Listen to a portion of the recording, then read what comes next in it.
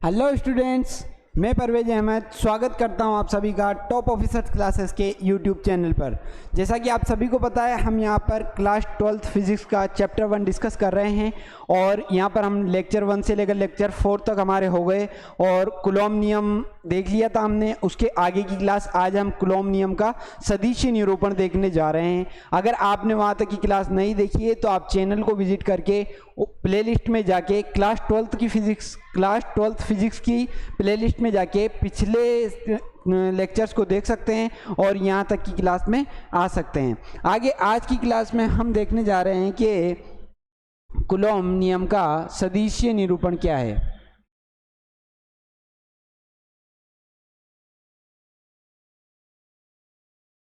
Coulomb नियम का सदिश निरूपण।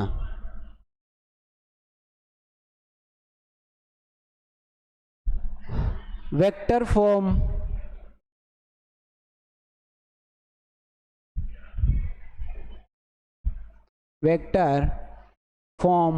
Of Coulomb law, Coulomb's law, Coulomb के नियम का सदिशीय निरूपण देखने जा रहे हैं। उससे पहले हम एक चीज समझ लेते हैं कि सदिशीय निरूपण किस बेसिस पर देखा जाता है।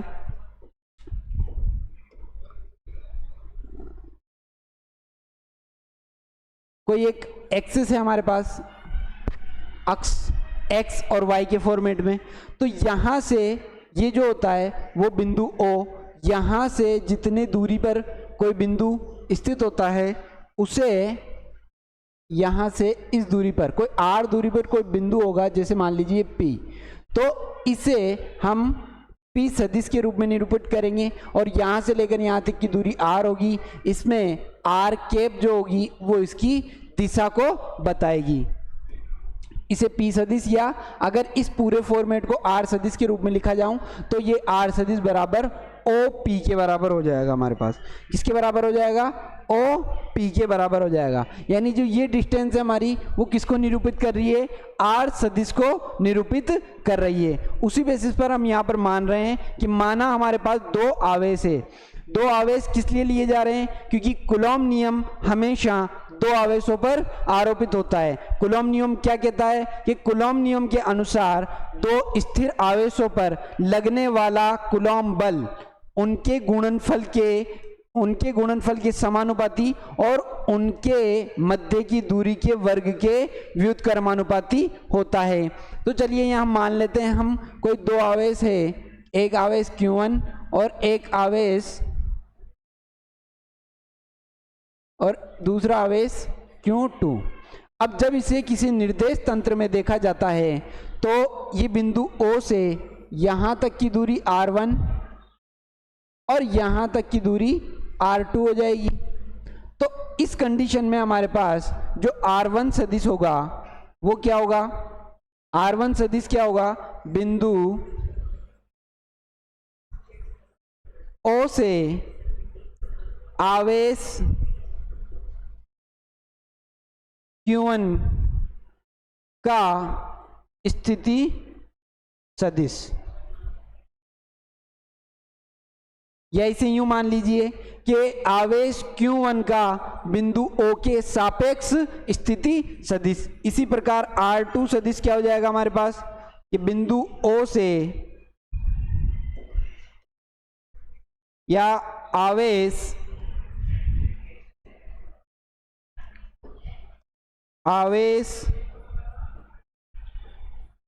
Q2 का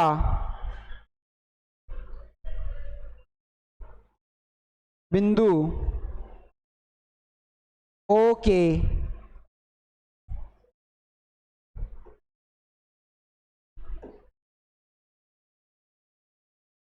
सापेक्ष स्थिति सदिश।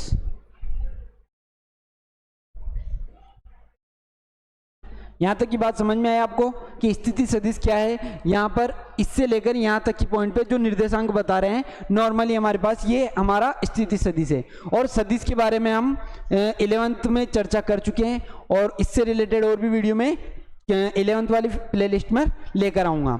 अभी आप यहाँ पर समझिए कि कूलॉम नियम हमारे पास किस बेसिस पर कार्य करता है। अब इन दोनों के बीच की जो दूरी है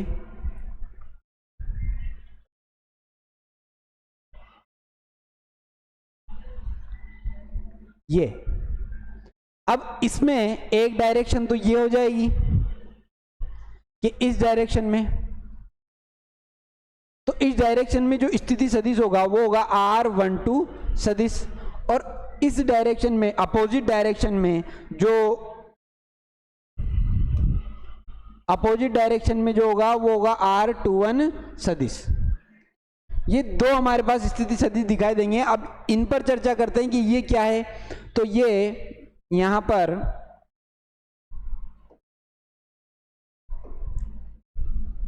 R12 सदिश, अब जिसका मान पहले आ रहा है उस आवेश को पहले माना जाएगा, जिसका मान बाद में आ रहा है उस आवेश को बाद में लिखा जाएगा।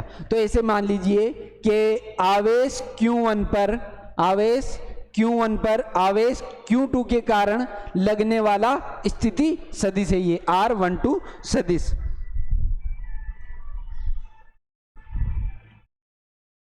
आवेश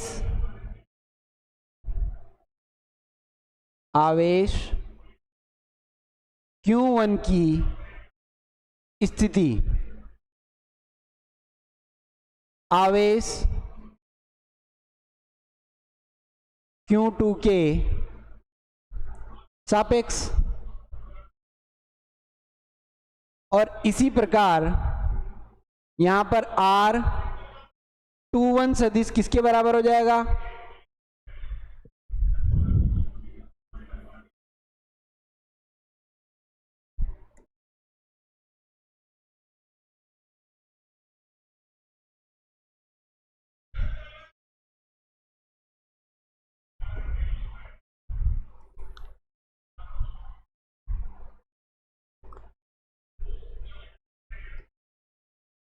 हाँ, R21 सदिश किसके बराबर हो जाएगा? आवेश Q2 की स्थिति आवेश Q1 के सापेक्ष।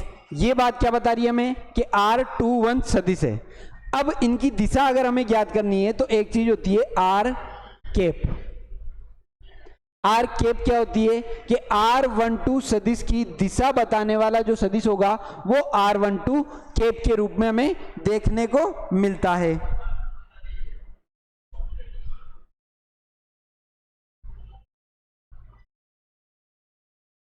R12 सदिश की दिशा में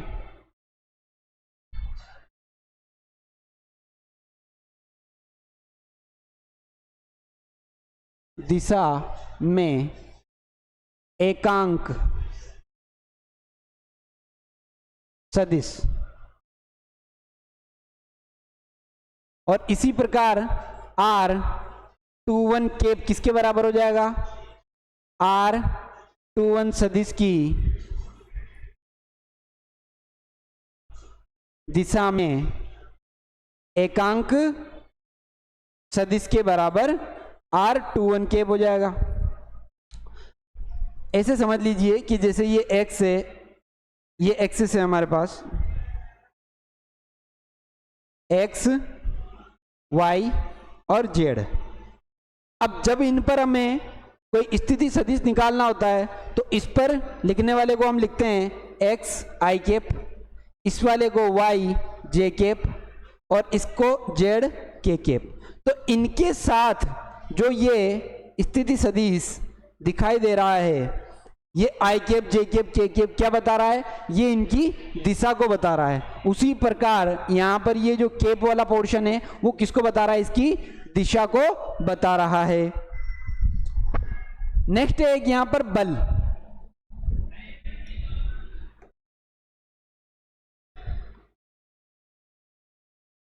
देखिए एक बल तो लग रहा है इधर और एक बल लग रहा है इधर, तो इस पर लगने वाले बल को हम मानते हैं F12 और इस पर लगने वाला बल हो गया F21। अब जिस प्रकार सदिश था उसी प्रकार यहां पर हमें बल देखने को मिलेगा। वो कैसे है, चलिए चलते हैं, इसको देखते हैं कि F12 सदिश बराबर क्या हो जाएगा, आवेश Q1 पर आवेश Q2 के कारण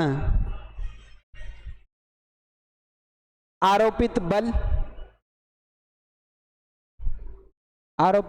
बल और F21 सदिश आवेश Q2 पर आवेश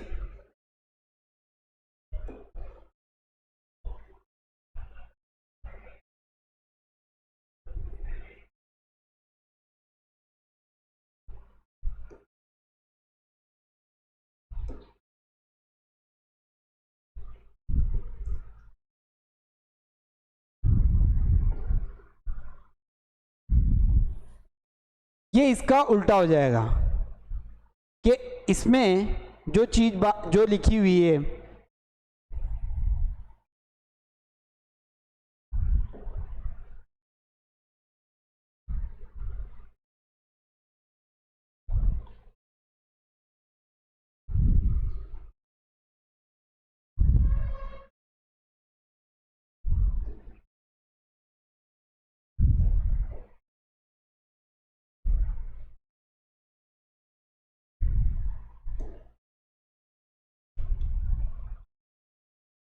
देखिए F21 सदिश, देखिए कि जो मान पहले आएगा उसका आवेश पहले लिखेंगे, जिसका मान बाद में आएगा उस आवेश को बाद में लिखा जाएगा। यानी आवेश Q1 पर आवेश Q2 के कारण आरोपित बल और आवेश Q2 पर आवेश Q1 के कारण आरोपित बल क्या हो जाएगा हमारे पास, Q2 पर Q1 के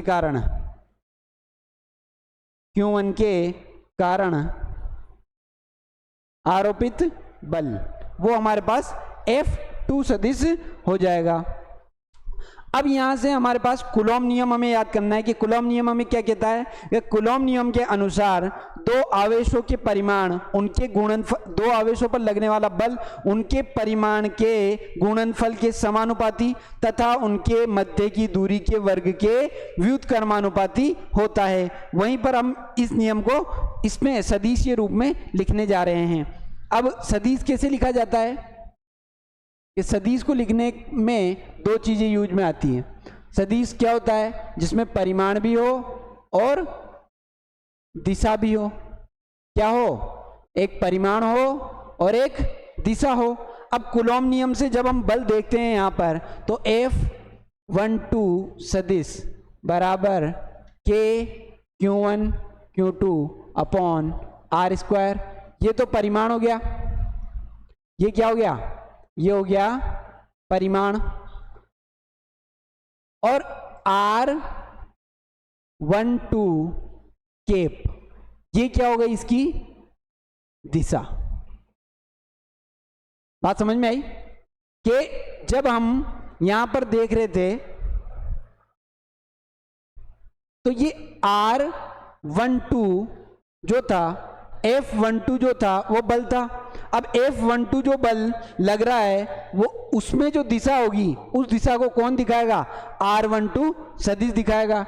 अब यही चीज हमने यहां पर लिखी कि K Q1 Q2 upon R² और उसकी दिशा बताने वाला सदिश हो जाएगा R12 केप। इसी प्रकार F21 सदिश बराबर K Q1 Q2 upon R² dot R21 cap, इसके बराबर हो जाएगा समीकरण नंबर 1 और समीकरण नंबर 2। ये जो दो समीकरण हैं कूलॉम नियम की सदिशीय निरूपण को बताती हैं। आगे इनको ही सोल्व करके हम लिख सकते हैं कि एकांक सदिश को कैसे लिखा जाता है, सदिश और सदिश के परिमाण के अनुपात के रूप में। अब उसी फॉर्मेट में अगर हम यहाँ चलें तो ये हो जाता है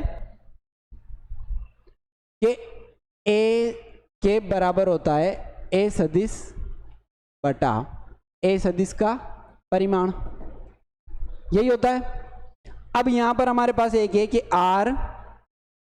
R12 सदिश, ये किसके बराबर है? R12 सदिश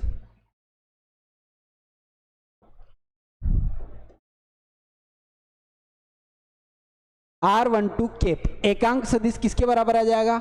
R12 सदिश अपॉन R12 सदिश का परिमाण, और R21 केप किसके बराबर आ जाएगा? R12 सदिश अपॉन R12 सदिश के परिमाण के। अब एक बार इस डायग्राम को देखिए, R12 और R21 क्या है हमारे पास? Q1 से Q2 की दूरी या Q2 से Q1 की दूरी, इसी के बीच में जो संबंध बन रहा है वो R12 बन रहा है और R21 बन रहा है, तो इसका परिमाण जो होगा वो लगभग हमेशा समान होगा, यानी कि R12 सदिश का परिमाण बराबर R21 सदिश का परिमाण, 21 सदिश का परिमाण, ये लगभग बराबर होगा। और इसको किसके बराबर रखा जाएगा? इसको रखा जाएगा R के बराबर, ठीक है। अब इस चीज को हम समीकरण 1 और 2 में पुट करने जा रहे हैं, तो चलिए करते हैं। F समीकरण 1 से, समीकरण 1 से क्या है हमारे पास कि F12 सदिश बराबर के Q1 Q2 upon R square dot R12 सदिश अपॉन R, तो R स्क्वायर और R मल्टीप्लाई होते हैं, कितने हो जाएंगे? R का क्यूब। तो इसको मैं डायरेक्ट लिख देता हूं एक बार यहां पर कि ये तो हो जाएगा R क्यूब और ये हो जाएगा R12 सदिश। ये आ गए हमारे पास समीकरण नंबर 3। और इसी प्रकार समीकरण 2 से,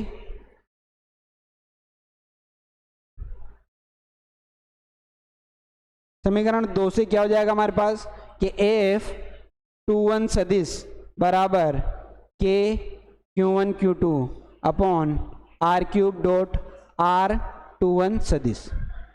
समीकरण नंबर 4। समीकरण 3 और 4,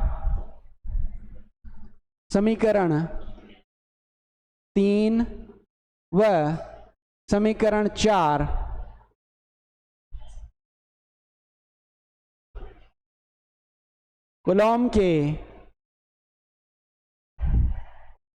कूलॉम नियम के सदिश निरूपण को, सदिश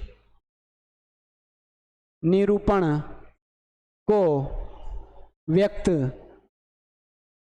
करता है।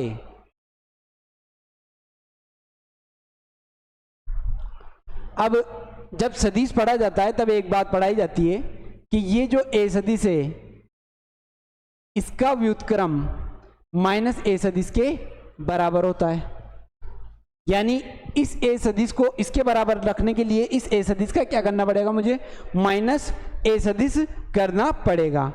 अब यहां पर हमारे पास है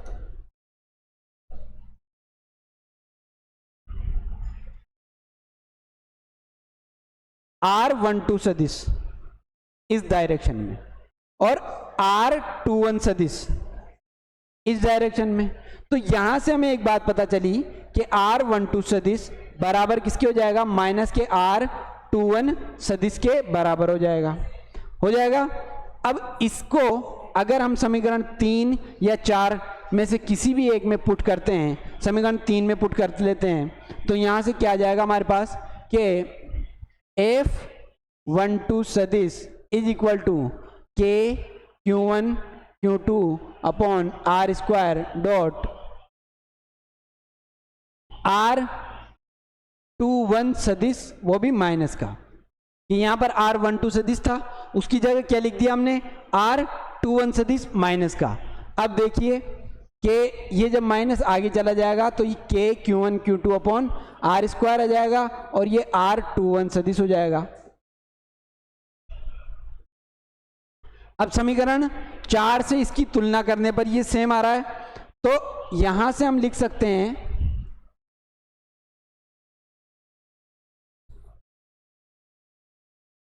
F12 सदिश था ये, तो ये F12 सदिश बराबर किसके हो जाएगा, माइनस F21 सदिश के। तो हमें यहाँ से एक बात और पता चली कि कूलाम के सदिश निरूपण से हमें ये पता चलता है कि ये न्यूटन के गति के तृतीय नियम का पालन करता है।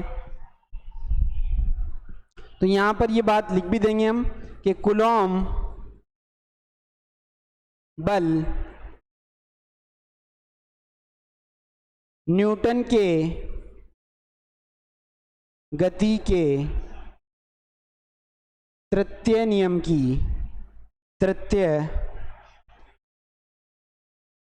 का पालन करता है। एग्जाम्स में आपको ऐसे क्वेश्चंस या ऐसी डेरिवेशन बहुत देखने को मिलेगी। ये तो इस चैप्टर की अभी हमारी फर्स्ट ही डेरिवेशन है, आगे आने वाली क्लासेस में हम इसी प्रकार की डेरिवेशन को डिस्कस करेंगे। ये जो नियम है कूलॉम नियम, इसको एक बार हम प्रैक्टिकल पोर्शन से देख लेते हैं कि एक मॉडल है, मॉडल बना हुआ है, उस बेसिस पे हम इसको कैसे देखते हैं। तो चलिए देखते हैं कूलॉम नियम को।